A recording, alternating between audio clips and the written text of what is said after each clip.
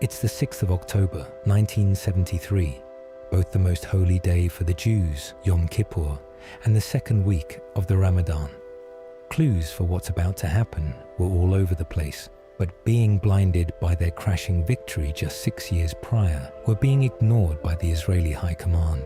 On their defense bases on the Sinai Peninsula, the religious Jewish soldiers were praying and fasting as the first alert that something was off came. שלמה, הוראה מהגדוד להיכנס לכוננות ספיגה. מה כוננות ספיגה? יום כיפור. תגיד להם שנתרגל מחר. זה לא תרגיל, זה אמת. אמורים להיות מוכנים למכה ארטילרית. But now, was it too late?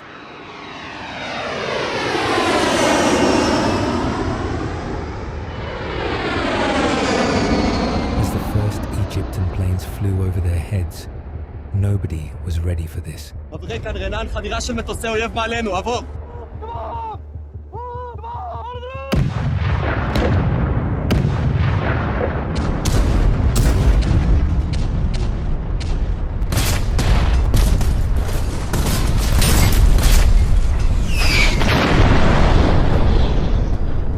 It was only at this moment Israel knew a war has begun. On the other side of the canal, over 10,000 Egyptian soldiers came out of their hiding places and stormed the canal with their little boats, protected by the heavy artillery and aircraft boomings on the Israeli bases that were supposed to be the last border defense. כוננות פשיטה, כולם לעמדות!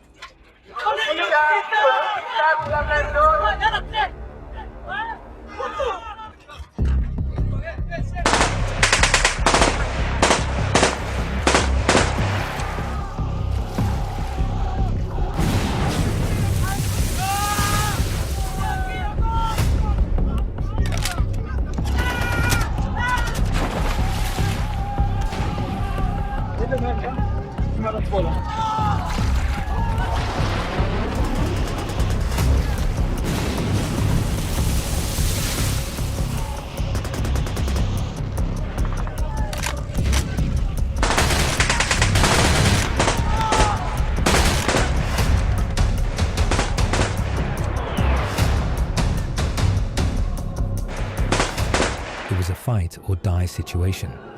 This attack was way larger than anything Israel has ever prepared itself for. Larger than anything it could have handled. Although the tactical advantage the base location gave them, there was absolutely no way for the 500 Israeli soldiers holding the line to survive the growing attack. Having a numerical advantage but suffering from vulnerable positions, the Egyptian troops started storming the bases as soon as their boats hit the shore.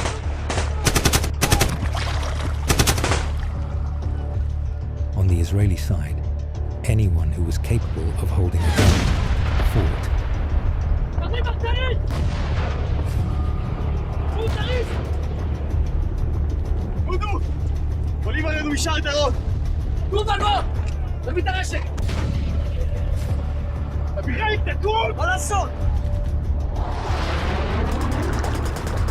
As Egyptian forces hit the eastern bank, they moved fast, encircling, isolating, and overwhelming the positions one by one.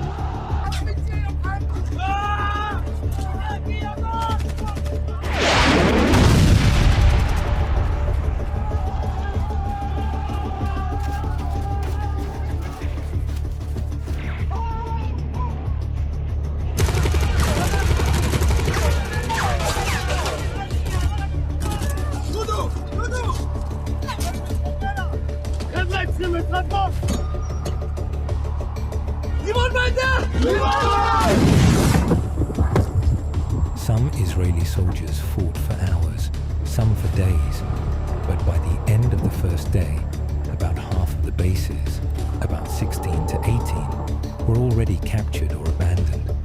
Within days, the line had effectively collapsed. At this point, this war seems pretty much determined. If I'll have to ask you what do you think that happened next, you'll probably think at this point Israel begged to surrender. But was it really so? Because right then, with that great feeling of success and euphoria in their hearts, something unexpected happened, and the Egyptian army pretty much stopped getting forward. They themselves didn't thought they'll get this far as breaking the whole Israeli border defense. And now, with the feeling of the whole land in their touch, they were left with no plan that was made before on how to continue. It was at this point that Egypt made one big mistake that absolutely changed the whole war. Soon as they started getting forward and got out of the artillery range and defense, they lost their advantage and protection, and the Israeli army started slowly pushing them back. Both sides suffered from great losses, with this war still being the most deadly war ever for both sides. Over 5 decades later, the question which side got to win this war is still pretty much debatable. Although the great military success for Egypt and Syria in the first half of the war, by the time of the ceasefire, the Israeli military not only captured back its territory, but was also getting closer to Cairo. Yet, one thing people often get wrong about this war is its true purpose.